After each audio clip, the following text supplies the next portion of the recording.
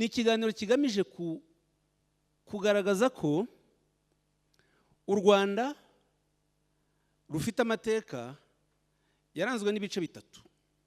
Icya mbere ni igice abanyarwanda babayemo abazungu bataragera mu Rwanda, ni ukuvuga abanyarwanda mbere y'ubukoroni. Icya kabiri ni igice kirebana n'ubukoroni n'ibibi bwazanye mu banyarwanda, harimo kubatandukanya kugeza kuri jenoside yakorewe Abatutsi. Hanyuma igice cya gatatu ni igice cyo kwiyubaka, ariko icyo muzakiganirwaho buhagije n'abandi. Mpere rero ku icyo cya mbere. Iyo turebye amateka y'u Rwanda mu buryo yabayeho, hari imyaka y'ingenzi. Umwaka w'igihumbi magana cyenda, rero mwariho mufata. Umwaka w'igihumbi magana cyenda niho abanyamahanga bageze mu Rwanda, biyemeza kuhaba, baza ari abamisiyoneri, abapadiri. Abapadiri bageze mu Rwanda ni abapadiri bera bashinzwe na Karidinali Ravijori. Abamisiyoneri rero bari bafite ihame bagenderaho. Iryo hame bagenderaho naryo ryatumye bakora impinduka mu gihugu cyacu, impinduka mu Rwanda. Ihame bagenderagaho ryari rikubiyemo ibintu bibiri bikurikira. Kuvuga ngo igihugu cyose muzajyamo, muzabanze mukorane, muzabanze mwiga ururimi, mwiga imico, imigenzo, imiterere, imiyoborere yacyo, muzabanze mukige. Nibyo biri muri strategy uwabashinze Karidinali Ravijori yabahaye. Mwiga imiterere yacyo, mwiga ururimi, byose mubimenye.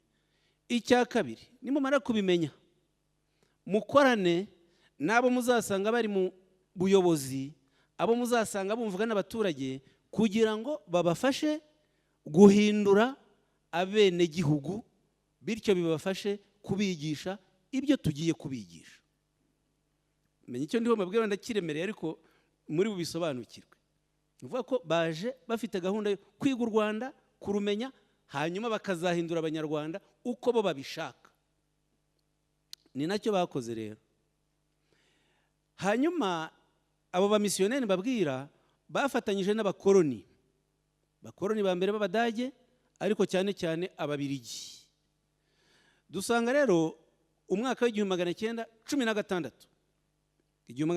gatandatu, niho imikoranire yabaye myinshi hagati y'abakoroni b'Ababiligi n'abamisiyoneri, bo ngabo mabwira ba Karidinali Ravijori.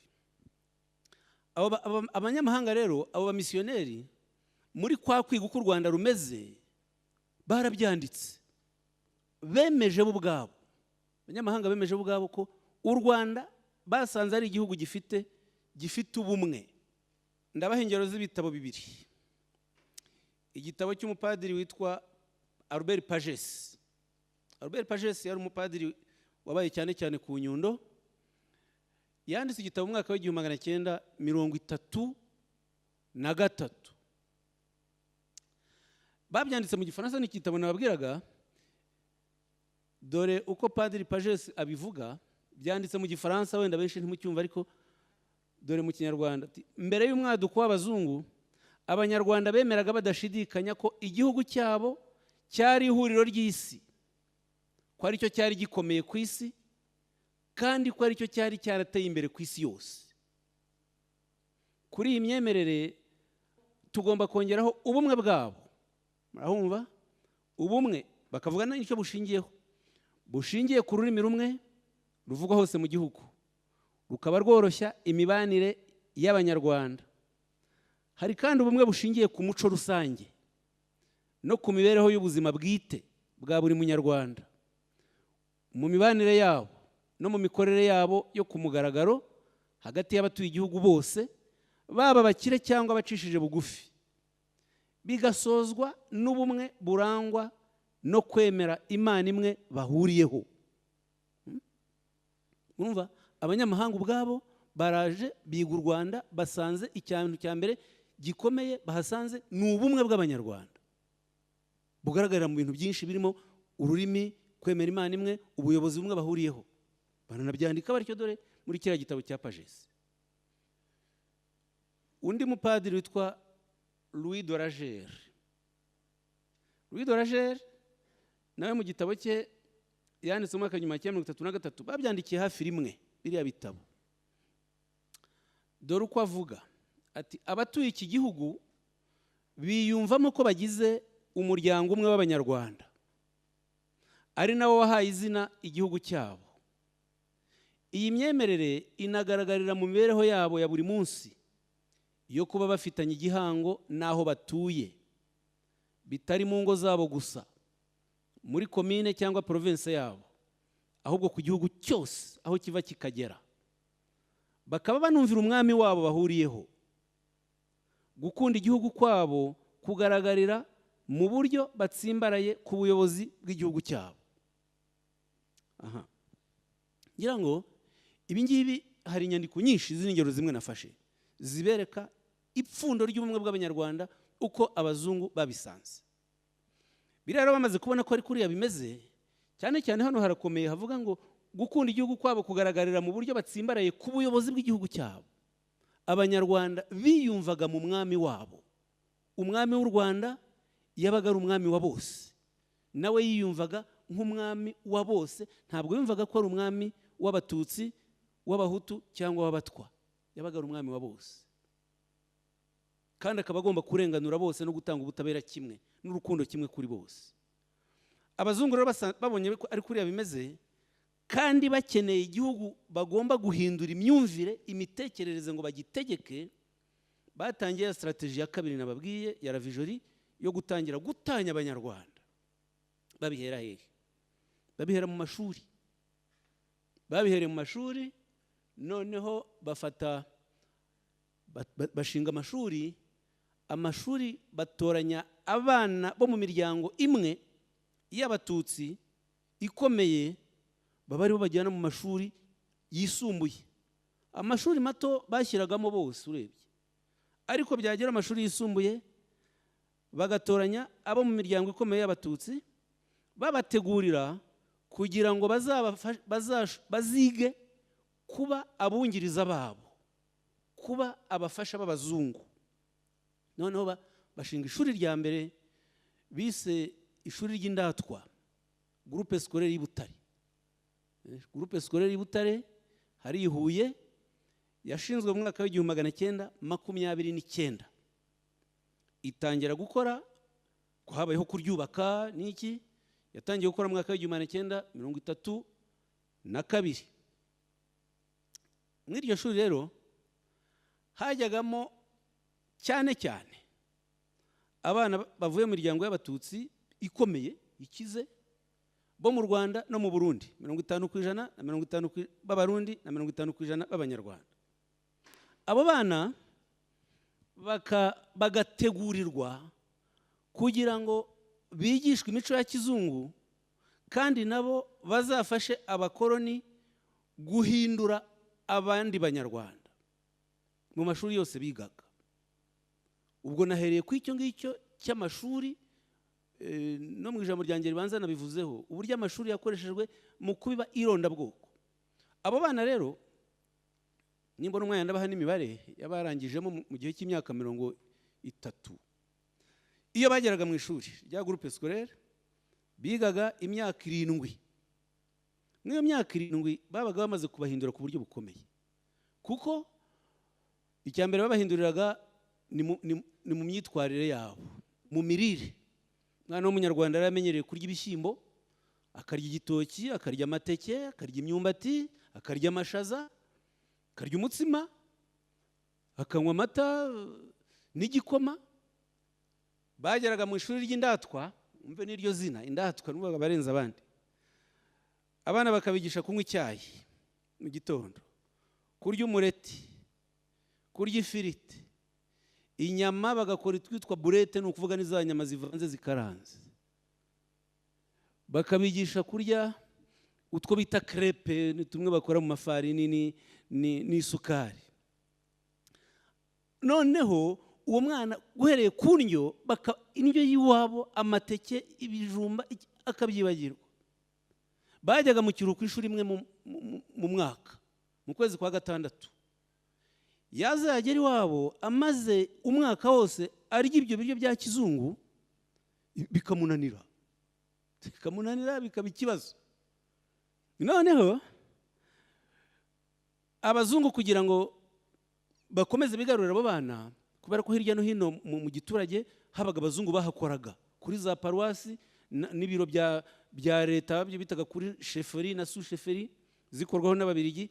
Babana bakabafata bakabaha icyo bita ubu ngubu internship stage, bakabajyana gukorana n'abazungu, bagakomeza bakarya bya biryo kandi bataha mu ngo zabo. Umuco bariho barawubatesha burundu. Barangizaga ayo mashuri rero baramaze gutakaza imiterere na gakondo y'iwabo, duhereye ku ibyo by'imirire, duhereye ku byo baryamaho.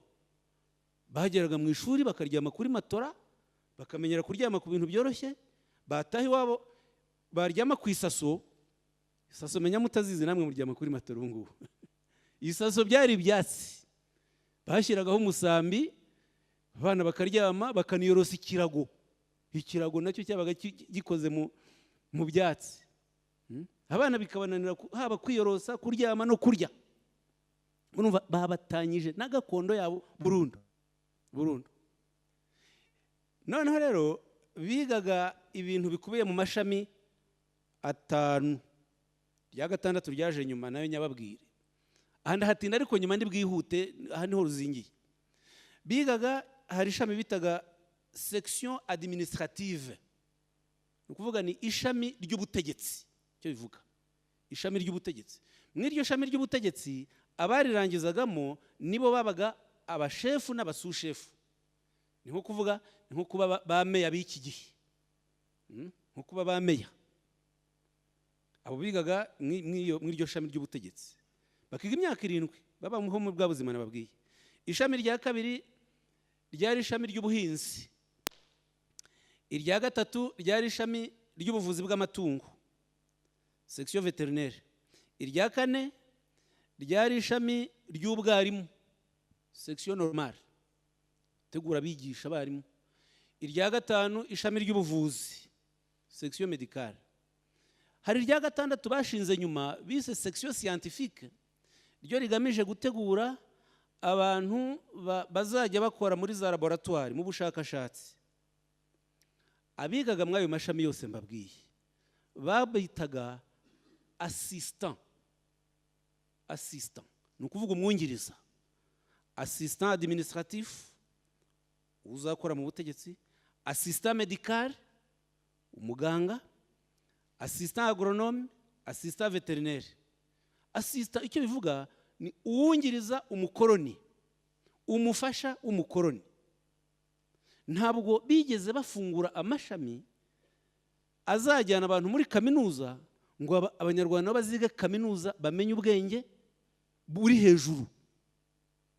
Ntabwo bigeze bafungura amashami ngo tuvuge bashyireho faculté yigisha ubuvuzi izasohora abadogiteri. Bigishije gusa bitwa assistant. Uwo assistant akungiriza umuganga w'umubirigi. Uwo ni umuganga nyine assistant médical. Ni benshi. Uwitwa assistant administratif ariwe bagize chef cyangwa sous-chef, akungiriza administrateur. Administrateur iteka yabaga ari umubirigi. Administrateur ni nka guverineri ubu ngubu. Icyo yabaga ari umubirigi iteka ryose. Vuga ko abamwungirije ni abanyarwanda bateguriwe kuzungiriza abazungu mu gihugu cyabo. Abanyarwanda mu gihugu cyabo murumva ko bariho baricishwa hasi, kandi batangiye kubacamo ibice, babereka ko bamwe mu bana bavuka mu miryango ikomeye aribo bahanga, aribo bazi ubwenge, aribo bitangaza kurusha abandi. Ibyo rero byagize ingaruka zikomeye cyane mu gusenya sosiyete nyarwanda, bahereye mu rubyiruko no mu mashuri. Byatumye rero abanyarwanda nabo iyo babaga kuba barangije iyo myaka 7, iyo bajyaga mu kazi, abenshi babaga baratandukanye. Iby'umuco gakondo si gutandukana nabyo, kubyibagirwa, kutabimenyera, kuko badatandukanyije nabyo. baba bamaze no kurangiza amashuri bakabaha izina ryo babitaga ngo ni ba evoriwe. Evoriwe ni ukuvuga ni injijuke. Evoriwe ni injijuke, bakitwa batyo. Kandi abazungu bakanubakira amazu yabo aho baba hafi y'abazungu, kandi bakubaka utuzu dutoya. Muri mwebwe hari abantu bakomoka mu karere ka Huye cyangwa Nyanza? Muza ahantu hitwa Irubona, harabahazi? Irubona aho RAB ikorera. Niba mutanahazi muzahitegereza, hari abazajya kwiga i Huye. Iyo utangiye uvuye i Kigali ubona agasozi k'Irubona imbere yawe, muzarebe muzabona amazu matoya ashakaje amategura bakije amatafari, ariko dutope bahita mu Kirundi aho hantu. Utwo tuzu haruguru hafi y'umuhanda muri Zari muri RAB Rubona ho hari amazu manini meza rwose. Ayo mazu meza yabagamo abazungu. Twa tundi dutoya utwo nababwiraga muzabona twinshi tukabamo b'Abanyarwanda babaga barize bungirije abazungu. Mwumve no mu myubakire no kubatuza ntabwo Umunyarwanda n'umuzungu bareshyaga, bakabatandukanya baryo. Byageze igihe rero bamwe mu Banyarwanda bize muri ayo mashuri bagaragaza yuko nako duhereye ku mwami Musinga, abazungu ubwo nibanze ku gice cy'amashuri kuko ari cyo kibareba cyane. Byageze naho bafata uriya muyobozi w'ikirenga nababwiye Abanyarwanda babonagamo umwami, abazungu noneho batangira kugenda bamwambura ububasha yari afite buke buke. Umwami ni wari ufite ububasha bwo guca imanza, barabimwambura. Yewe yari afite n'ububasha bwo kugabira abakene kugira ngo bave mu bukene, barabimwambura. Basha baragenda bamwambura buke buke. Musinga baza no kumusaba kubatizwa, kubera ko amabwiriza Karidinali Vijari yarabahaye ko bavuga ngo nimushobora kubatiza abayobozi, abayoborwa nabo bazakurikira. Noneho bigeze mu myaka y'1925-26 batangira gusaba Musinga ko yakwemera kubatizwa. Musinga arabyanga. Abyanze baza kubona batazashobora guhindura Abanyarwanda igihe cyose umwami atarabatizwa, bafata icyemezo cyo kumuvana mu gihugu. Babanza kumujyana mu karere ka Rusizi hari Kamembe, nyuma baramwimura bamujyana i Kongo, muri Kongo ahantu hitwa Moba, mwaka w'1932. Ibyo rero byakanguye bamwe muri babandi bari barize cyane cyane muri groupe scolaire, baravuga batari aba bazungu batangiye gufata umwami w'u Rwanda bakamuca bakamujugunya, bakaba natwe baradutandukanyije n'umuco gakondo, bariho baratuganisha habi, ibintu bikwiye guhinduka. Noneho bishyira hamwe. Ubwo bamaze guca Musinga byancitse gato, bamushimbuje Rudahigwa. Rudahigwa yari umuhungu we.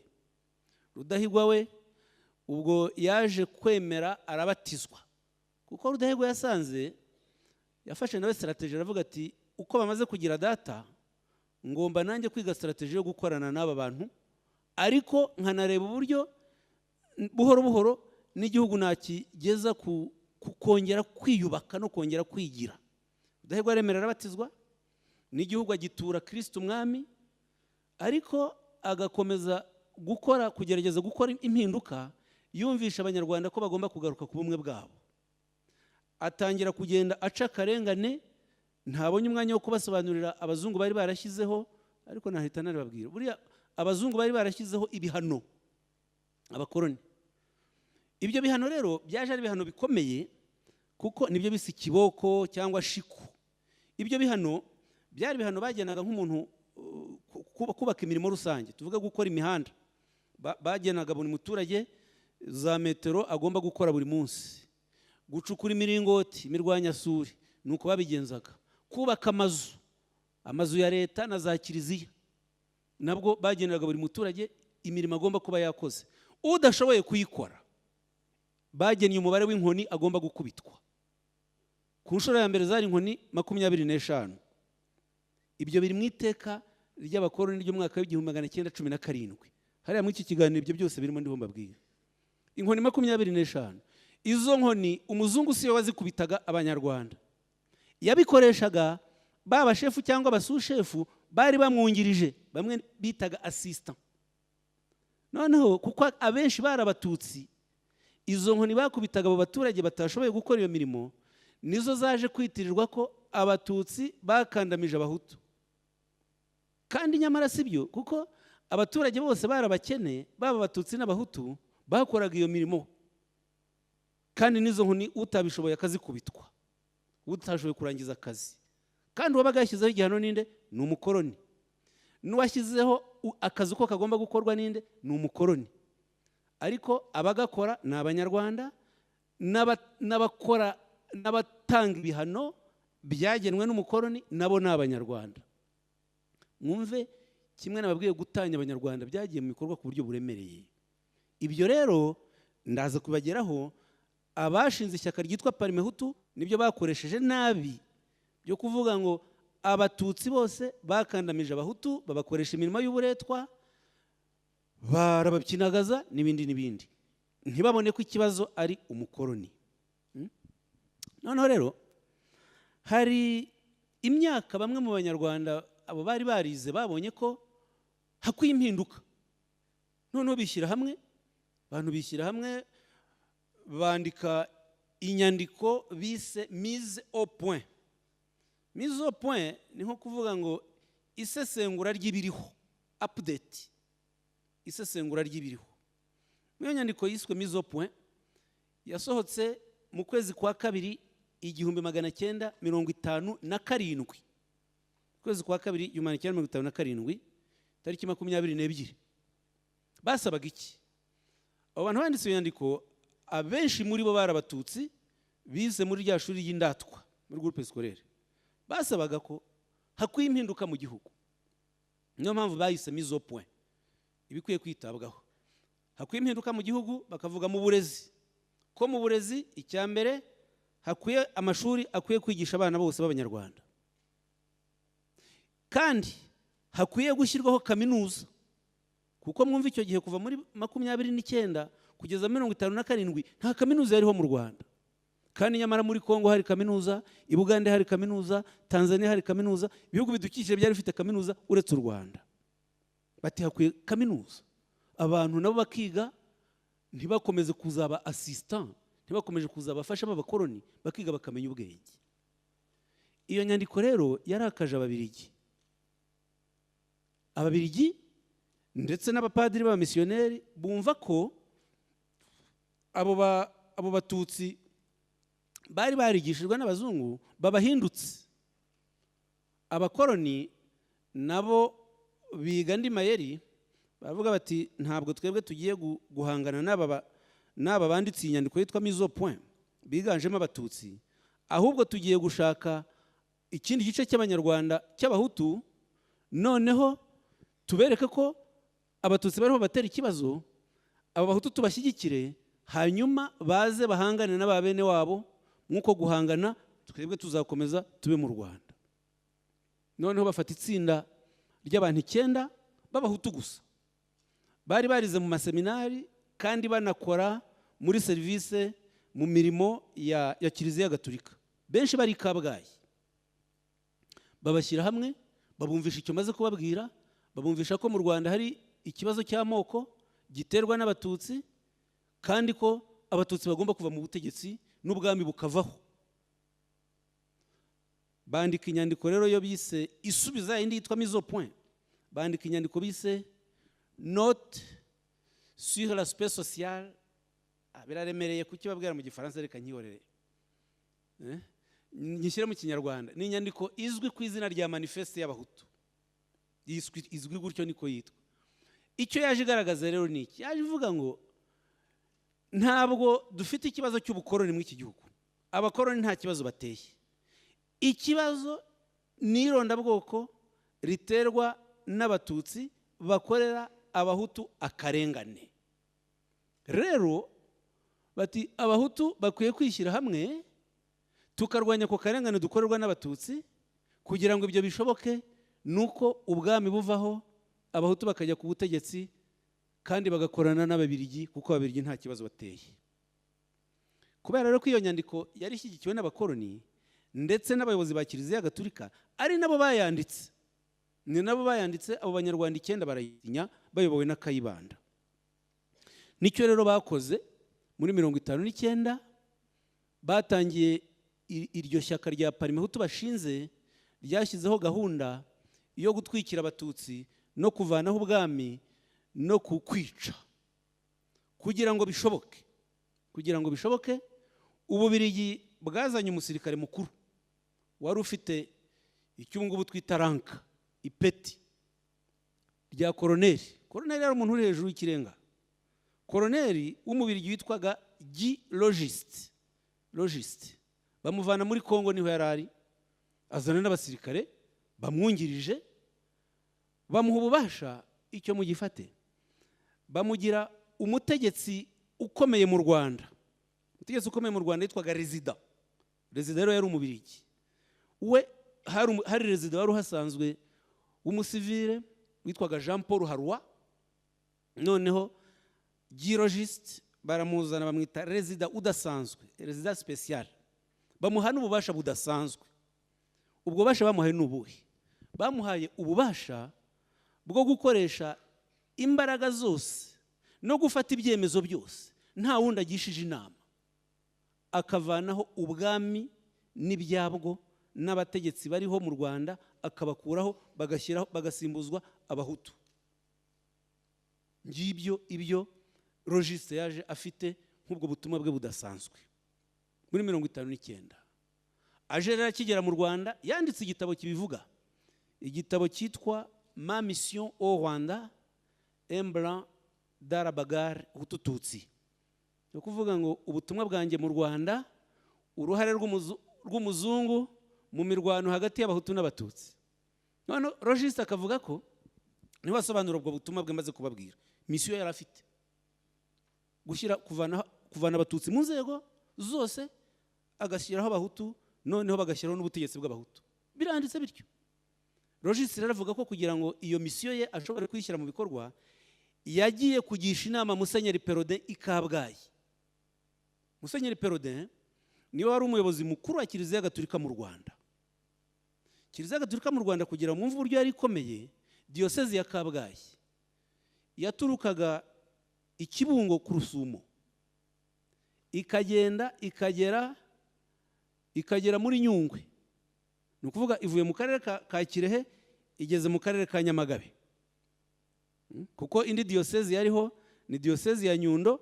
Nyundo yari ntoya, niyo yafataga Icyangugu. Mwumva aho igera, Kigali yose, igice cya Byumba, Gitarama, amajyepfo yose n'iburasirazuba ni diyosezi imwe iyoborwa na Musenyeri Perode na Kigali. Mwumva yari diyosezi ikomeye kandi nini. Ubwo urumva amugishije inama, kuko Kiliziya Gatulika yari nakomeye. Musenyeri Perode aramubwira ati, amubwira uko agomba kubigenza n'abategetsi bagomba guherwaho babavana mu nzego. Noneho ibyo binashyirwa mu nyandiko yasohotse ku itariki 17 z'ukwa 11 1959, inyandiko ya Parimehutu yise ngo icyatuma hagaruka amahoro mu Rwanda.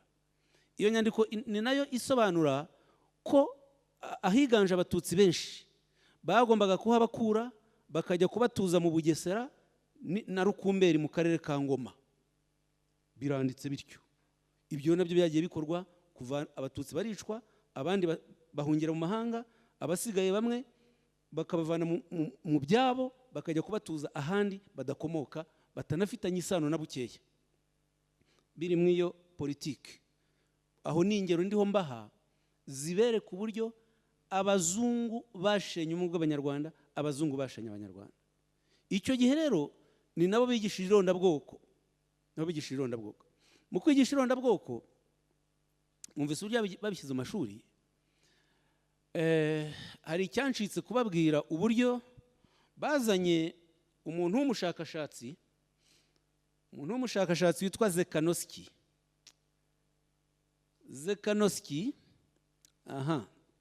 Izina ryandikwa kuriya. Uyu witwa Yani Zekanoski ni umuntu yari umushakashatsi muri kaminuza yo mu Budage ahitwa Berlin. None abazungu bamutumaho, yari inzobere mu bijyanye n'imiterere n'imibereho y'abantu. Abapadiri rero bamutumaho kugira ngo aze kubafasha uburyo bwo gutanya abanyarwanda ashingiye ku ndeshyo n'inkomoko. Bo Zekanosky araza amara amezi 6 mu Rwanda, dore yahageze ku itariki 15 z'ukwa gatandatu 1907, asubira iwabo kuri Noheri 1907. Amezi 6 aba ku Nyundo. Muri aya mezi 6 iriya mpuguke yakoze amahano akidukurikiranye na n'ubu.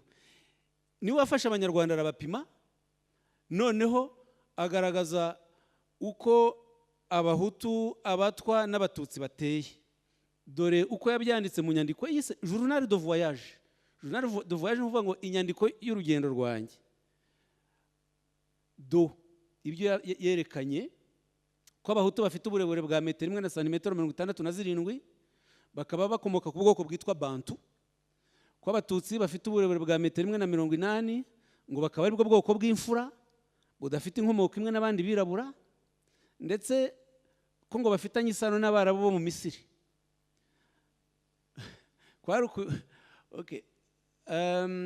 Akaza abatwa ko bafite uburebure bwa metero 1 na santimetero 61, bakaba ngo ari bo baturage kavukire n'ibindi.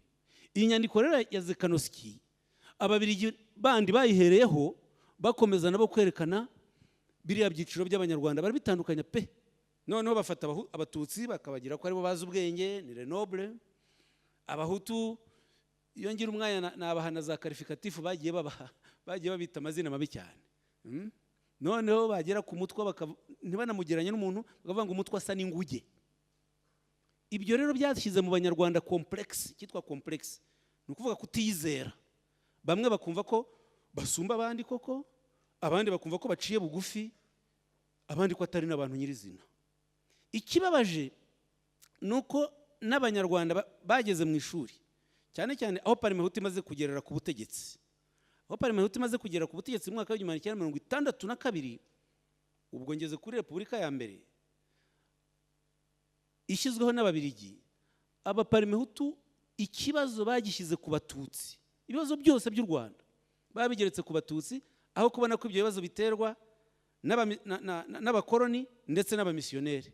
Bo bigisha kwironda bwoko ryazanywe n'abatutsi, ko abatutsi atari abanyagihugu, tutsi ko atari abenegihugu, ari abanyamahanga, igihugu atari icyabo, badakomoka mu Rwanda, ko igihugu ari icy'abahutu, ko kandi igihugu kigomba gusubizwa bene cyo, ko igihugu kigomba gusubizwa bene cyo.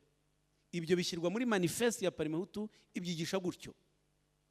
Ni ya myaka 35 nababwiye ikomeye, mbwiye ko abana bavutse bakuze guhera muri 59 kugera mu 94 nibiriya bigishijwe. Bigishijwe ko umututsi inkomoko yari yo mu mahanga, ari umuntu w'umwirasi, ari umuntu wakandamije abahutu, wabatoteje, wababyinagaje, ko umuhutu yarenganye. Ko rero kugira ngo u Rwanda rubeho neza ari ukwikiza abatutsi, ari ukubica, ari ukubavana mu buzima, ari ukubabuza igihugu. Ibyo bishyirwa muri politike yose y'ubuzima bw'igihugu, haba mu burezi, haba mu mitegekere, mu guhabwa akazi n'ibindi. Kayibanda ishyaka rya Parmehutu rishingwa, murabona kuri iriya tariki 25 z'ukwa 9 1959. Iriya tariki ni tariki mbi, kuko niyo tariki Kayibanda yatangaje ko ashinze ishyaka rya Parmehutu. Uwo munsi yanabikoze habaye inama yahuje Aprosoma, ryari ishyaka ryitwaga Gitera, na Parmehutu ya Kayibanda. Noneho Gitera niwo munsi yatangaje icyo mujya mwumva wenda cyitwa ngo amategeko 10 y'abahutu, yerekana ko nta sano umututsi n'umuhutu bafitanye, ko kandi umututsi ari umuntu mubi urangwa n'urwango n'ubugome n'ibindi byinshi. Noneho Kayibanda nawe iriya nama bayikoreye mu karere ka Huye muri hoteli yitwaga Foko, hariya mu mujyi wa Huye. impamvu nuko Gitera i Butare ni iwabo, yari umuntu ukomeye w'igikomerezwa. Kayibanda rero yagezeyo bagirana inama, atangaza ko ashinze ishyaka rya Parmehutu. Dore intego yaryo nuko yabivuze ati ishyaka ryacu rirareba inyungu z'abahutu, barakandamijwe, barasuzuguwe kandi bapyinagazwa na Gatutsi w'umunyamahanga wihaye igihugu. Harimo amagambo mabi.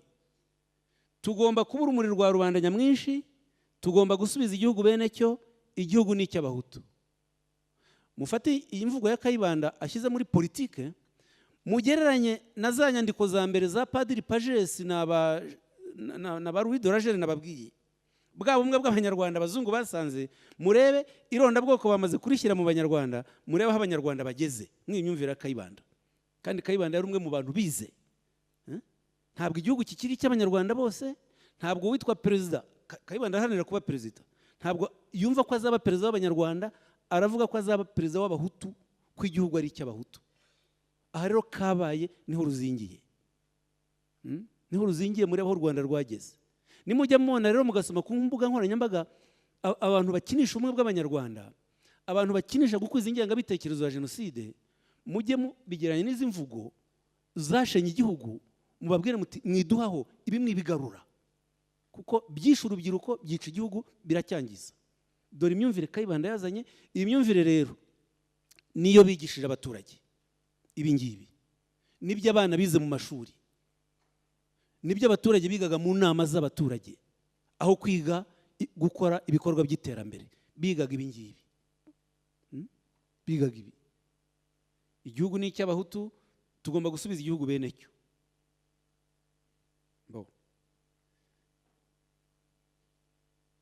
Gitera nawe ubwo urumva amashyaka abiri, Aprosoma na Parmehutu, zigishije biriya. Izi ni ingero nke cyane nafashe. Gitera murebe, nababwiye ko itariki 25 niho Kayibanda yashinze Parmehutu. Nyuma y'iminsi ibiri, tariki 27 z'ukwa cyenda, Aprosoma yari ifite ikinyamakuru bitaga Ijwi rya Rubanda Rugufi. Aprosoma ryari ishyaka rya Gitera. Gitera asohoramo inyandiko ku bijyanye n'amatora, abwira abahutu ko bagomba gushyira hamwe. Dore agace kamwe k'ibyo yababwiye. Nimukanguke, nimushyire hamwe, mutore abategetsi banyu b'abahutu, banyu babishoboye kandi hose. N'umuhutu banye n'abatutsi n'umwanzi wanyu, nimumwiceho ntimuzamutore. Murebe ko umunyapolitike ukomeye, Gitera umunyapolitike ukomeye muri Perefegitura yose ya Butare, mu rwego rw'igihugu afite ishyaka, ariko arigisha abaturage ati tuzakora amatora. Amatora yarateganyijwe kuzaba mu kwezi kwa 12. Ati muramenye mwabahutu mwe, ntimuzigere mutora umututsi, ndetse n'umuhutu bana n'umututsi nawe ntimuzamutore. Timutore abantu banyu mwizeye b'abahutu. Nukuvuga murebe umuntu ufite urwango, mubari we mutora. Kugira urwango byari ishyaka, byari ubutwari, bwari bwabupfura nababwiye. Mwumve abo banyapolitike ba mbere b'abanyarwanda, imitekerereze bari bafite, imiterere bari bafite. Jenoside yakorewe abatutsi muri 1994 ntibiri bungore kuyivuga sinayitindaho, yaturutse hariya, yaje isoza ruriya rwango n'iriya ngengabitekerezo. Abayikuriyemo nibo bagize imyaka 30, bumva ko bagomba kwica abatutsi basangiye igihugu, kuko batabafataga nk'abene gihugu nkabo. Bari barize biriya, bagosora n'ibi yari yarize, nibyo yakuriyemo. Ferdinand Nahimana bose sindi ku bwabo n'abandi bakuze biga ibi ngibi. Aha rero niyo mpamvu nagiye mu ijambo ryanjye ry'ibanze mbabwira nti mufite amahirwe, kuko mufite amahirwe, mwigishwa izindi ndangagaciro, mwigishwa ikindi gihugu, kandi muri gihugu gifite indi mitekerereze itandukanye n'iyabariye. Aya mahirwe rero ntimugomba kuyitesha. Ntimugomba kuyitesha ngo nimujya musoma ibintu bibi, cyangwa mukumva abantu bakuru bakuriye muri ibi babibabwira, kuko bari bababwira. Hari abantu bakuru babibabwira. Mujye mubabwira muti muratubeshya. Ibyo mutubwira byadusenyeye igihugu, ni mutubabarire, twebwe twubaka igihugu tugomba kubamo neza, tukabyara, tukazabyaramo n'abana, ntibazamenye ibibi mwamenye. Mujye mutinyuka, icyo mwita ngo kubacaranjinga.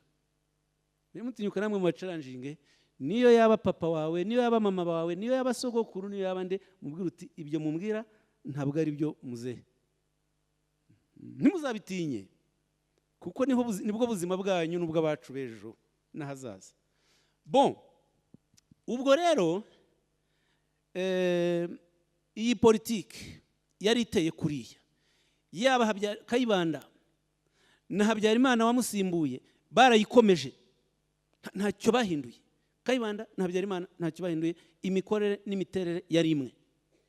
Habyarimana aheritse Kayibanda kubera ko yashakaga ubutegetsi abumuvanaho, ariko imitegekere yakomeje kuba imwe, haba gushingira ku irondabwoko. Habyarimana we yongeyeho cyane cyane irondakarere.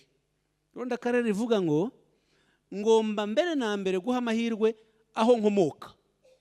Noneho Habyarimana ashyiraho politike yise nyine ngo iringaniza ry'amoko n'uturere, yagaragaza ko ngo prefegitura ebyiri, Gisenyi na Ruhengeri, aho avuka, ko zigomba guhabwa imyanya myinshi kurenza izindi. Imyanya mu mashuri, imyanya mu kazi, imyanya mu ngabo z'igihugu. Ingabo z'igihugu 60% zari zigizwe n'abantu bakomoka muri prefegitura ebyiri, Ruhengeri na Gisenyi. Noneho wagera mu rwego rw'ubuyobozi bw'ingabo ho, Gisenyi na Ruhengeri bakiharira ibirenga 80%. Abatutsi bo kugira ngo binjire mu ngabo z'igihugu cyari ikintu kidashoboka rwose. Byageze n'ahantu habi cyane, ahantu habi, aho abana b'abatutsi kugira ngo bashobore kwiga, ababyeyi babo rimwe n'imwe bageragezaga gushakisha ko babona indangamuntu zanditsemo kuri umuhutu, kugira ngo urebe ko batakwirukana mu ishuri cyangwa se ubone umwanya mu ishuri. Ejo murabizi tuba ku mbuga nkoranyambaga zitandukanye, hari umuntu w'umunyamakuru yitabye Imana ejo bundi ku cyumweru, hanyuma baza kuvuga ubuzima bwe. Umwe aza kugaragaza uburyo uwo muntu yavutse ari umututsi, hanyuma baza kumwirukana mu ishuri muri 73 kugira ngo arashobore gusubizwa mu ishuri. Aragenda yirwanaho, aza kubona icyangombwa cyanditsemo ko ari umuhutu. Icyo cyangombwa baranakimwandikira ko ubwoko bwe ari umuhutu. Ibyo rero byo leta kuba yaririrwaga ihindura amoko y'abantu, noneho n'abakozi ba leta nabo bakirirwa badenonsa, ni ukuvuga bavuga abahinduye ubwoko. Wasanga leta imikorere birirwa mu ibyo ngibyo, birirwa mu ibyo bintu. Ibyo bigatuma badatekereza ibikorwa by'iterambere ry'igihugu, badatekereza ibikorwa by'imibereho myiza y'igihugu, ibikorwa by'ubukungu. Yari politike irondabwoko ryageze mu mizi ku buryo buremereye. Inkotanyi rero ni abantu bishyize hamwe, bamaze kureba, muzabiganirizwaho, bamaze kubona ako karengane kari mu Rwanda, iryo vangura, irondabwoko, urwangwa, amacakubiri, gutanya abanyarwanda. Bishyira hamwe batangira gutekereza uko bazaza gukora impinduka mu gihugu. Bishyira hamwe batangiza urugamba rwo kubohora igihugu. Aha naho hari abajya bavuga ngo byinshi musoma, bakababwira ko Inkotanyi ngo icyo zari zigamije ari ugufata ubutegetsi gusa, nta kindi. Batari bitaye ku buzima bw'u Rwanda, kandi ko ngo u Rwanda rwari rumeze neza, ko u Rwanda rwari rumeze neza. Ndagira ngo ubu ndiho ndashakisha urugero nirwo ngiye kugeraho rwa disikuru ya Perezida Habyarimana yavuze ku kibazo kireba impunzi. Ikibazo kireba impunzi muri 82, ndiho ndihuta kugira ngo twunguke umwanya. 82 impunzi zari Bugande barazirukanye, leta ya Uganda yarazirukanye. Noneho zigeze mu Rwanda, u Rwanda narwo rurazirukana, ruvuga yuko abo bantu atari abanyarwanda. Dore uko Habyarimana bivuze. Yasiho ni ku kibazo cy'uburezi. Ibyo nababwiraga yuko mu burezi ko Habyarimana wageze ku butegetsi yakomeje nk'ibya Kayibanda. Dufate nka ruriya rugero, yavuze disikuru u Rwanda rwizihiza imyaka 20 y'ubwigenge. Umve ni isabukuru ikomeye, imyaka 20 y'ubwigenge ku itariki ya 1 z'ukwa 7 1982. Habyarimana agera ku kibazo cy'uburezi. Dore uko yavuze ngo leta yitaye cyane ku bibazo byerekeye amashuri. twabonye ko aricyo cyari cyarabaye kimwe mu byifuzo bya rubanda rugufi kuva muri 57 tutarabona ubwigenge. Amashuri abanza n'ayisumbuye yari mu maboko y'abategetsi b'ingoma ya gikolonize, bari barayashinze amadini. Tumaze kubona ubwigenge, abategetsi b'u Rwanda basanze ari ngombwa gusubira muri politike yerekeye uburezi bw'igihugu. Politike nshya igamije mbere na mbere kwigisha no kujijura rubanda nyamwinshi. Iyo bavugaga rubanda nyamwinshi, iyo mvugo yavugaga abahutu. Mwumve iriya disikuru ya Habyarimana, turi 82. U Rwanda rumaze imyaka rwari rwarabonye ubwigenge mu 62. Habyarimana ntavuga ngo yewe ndashaka kujijura abanyarwanda bose, ndashaka gushyiraho politike yigisha abana bose b'abanyarwanda bakamenya ubwenge. Ati mbere na mbere nzigisha abahutu nibo nzajijura. Uwo ni perezida w'igihugu muri 42, ntabwo ari kera, n'ejo bundi.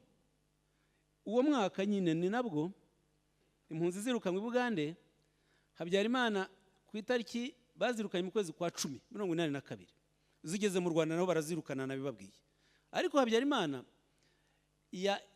yagerageje gushyiraho ikintu cy'amayeri, avuga ngo mu izo mpunzi harimo abanyarwanda, abanyarwanda tuzabakira, abandi ni abagande bagomba gusubira i Bugande. Nyamara bose bari abanyarwanda, baba bahunze ari bakuru n'abavukiye mu buhunzi. Yagiye rero mu Bubiligi agiye gusobanura kiriya kibazo, yakira abanyeshuri b'abanyarwanda bigaga mu mahanga mu Bubiligi. Dore ibyo yababwiye ngo hari ikibazo cy'abantu bavuye mu Bugande kuva ku itariki 2 Ukwakira, baje bahunga Ubugande.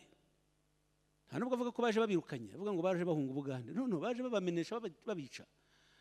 Twagiye kubona tubona abantu baza, bigenda byiyongera kugera igihe hazaga abantu 5,000 ku munsi.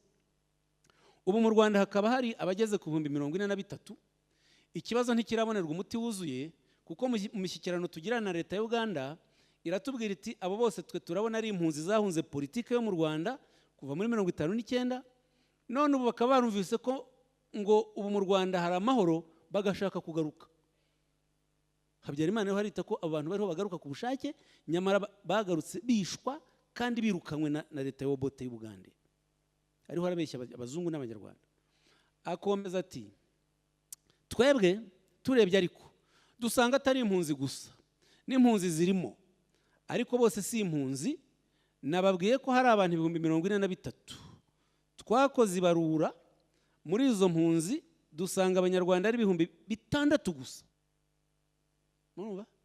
Kandi na 43,000 arabeshya, bari abantu barenga 250,000. Imibare igabanya nkana. Ariko no mwabo bantu 43,000 yemera, aravuga ngo impunzi ni 1,000 kandi abo bose bari impunzi n'abavukiye mu buhunzi. Uwo ni perezida wa Repubulika uvuga atyo. Mu bigeranye ko iki gihe na FDR yagiye ikoze jenoside, u Rwanda rubingingira gutaha kugira ngo baze dufatanye kubaka igihugu. Ariko muri iriya myaka u Rwanda rwirukanaga igice kimwe cy'abanyarwanda, rukanabaheza mu buhunzi, n'abahavukiye rukabaheza gutyo mu buhunzi. Habyarimana arakomeje, iyi disikuru irimo byose ngo twe turiyemeza ko abanyarwanda bari muri izo mpunzi. Abanyarwanda ni ukuvuga uwagiye agiye gukora, agiye guhaha, akaba afite identite, indangamuntu y'ubunyarwanda, akaba afite ikarita, ari iya mbere ya independence, ari iya nyuma ya independence, uwo ni umunyarwanda. Abo bantu twabonye ari 6,000. Twe tuzabashakira aho baba, abashaka kuba mu Rwanda, naho abandi turabwira guverinoma ya Uganda ngo mugomba kubasubiza mu byabo kuko ari abagande. Niba mutabishoboye rero nimubwira abandi babishoboye, bareba ahandi babashyira, kuko twe tutabona aho tubashyira. Ngiki kibazo ko giteye, ngiyo kandi imigambi leta ifite, ngiki gitekerezo cya guverinoma y'u Rwanda, ngiki gitekerezo cyanjye. Ufite amaso ashaka kureba yarabibonye, ufite amatwi yarabyumvise. Murumva ubugome buri muri iyi speech witwa umukuru w'igihugu. Murabona n'imbaraga mbivugana, ni ukubereka aho u Rwanda rwari rwarageze, aho umukuru w'igihugu yicara ati abaturage b'abanyarwanda b'impunzi bahunze politike mbi, ati bahunze politike yari nziza mu Rwanda, none bumvisha ko iyo politiki ikomeje kuba nziza, barifuza kugaruka. Ntabwo yari yarababujije kuza, ntibagarutse ku mahoro. Ariko akavuga ati nabo bagarutse twasanze atari abanyarwanda, abanyarwanda ni bakeya, abanyarwanda bake nabo abo twemera kereka uri butwereke indangamuntu. Uwavukiye mu buhunzi yavana hehe indangamuntu y'ubunyarwanda? Ibi bize kubafasha kugira ngo umurengwe uri ku mbuga nkoranyambaga muzajya muhura nawo, muzajye muwurwanya, kuko bari abantu bafite umurengwe, n'abantu bamara kurengwa umurengwe mu gihugu bagahunga kubera amakosa bakoze, bakagira amahanga bagashaka gutukana no kubeshya. Dore aho igihugu cyari kiri. Jenoside rero inkotanyi ni hariya zaturutse, ni iyi politike mbi yatumye zivuka zigahaguruka ziyobowe na nyakubahwa perezida wa Repubulika Paul Kagame, bakaza guhagarika ururwango bigatuma turi mu gihugu. Ba bandi rero bakoraga ururwango kugira ngo barukomeze, baketse ko uburyo bwiza bwo guca inkotanyi intege ari ukwica abatutsi bose bo mu Rwanda. Barabitegura, niwo mugambi wa jenoside. Barawutegura, bakoresha abasirikare, bafata urubyiruko nk'amwe bajyana mu ntera hamwe, batozwa kwica, bahabwa imbunda n'ibikoresho byose.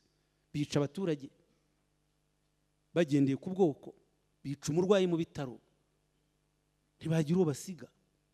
Witwa umututsi wese, mufata ko nta kaga gufata igice kimwe cy'abaturage ukabahindura abicanyi, bakaba bicanyi. Noneho ugafata ikindi gice ukagena ko kigomba kwishwa kigatsembwa cyose. Ubu rero niho muzasanga ibikomere, none gahunda ya Imbuto Foundation irimo kuvura ibikomere. Iyo sosiyete nyarwanda yose, baba abana bavutse ku bicanyi, umubyeyi ufite umwana w'umwicanyi afite igikomere, ibikomere. Umubyeyi wavukiye ufite abana bavukiye mu buhunzi nawe yarabubayemo, afite ibikomere yavanyemo. Kuba u Rwanda nk'igihugu cye cyaravugaga biriya. Uwiciwe ababyeyi akaroko kari nyakamwe afite ibikomere. Mw'ibyo bikomere rero dufite twese, niho tugomba gushaka umuti wo kongera dukomeza kubaka sosiyete ibivura, ibirwanya, ihangana nabyo, kugira ngo ibingibi bitazasubira. Reka ndekera aha, kuko umuntu yakomeza akababwira byinshi, ariko numva iby'ingenzi nagiye mba hari ibyo ngibyo. Tumenye ko aya mateka afite iyo myaka 35 yabaye mbi cyane, yashenye u Rwanda. Dufite noneho indi myaka 30 tumaze kugera kuri byinshi cyane byo kubaka no kuvanaho ririya rondabwoko, urwango n'ivangura. Noneho dufite na ejo heza hari mu maboko yacu, tugomba gukomeza kubaka, kandi nitubishaka nta kizatunanira. Murakoze.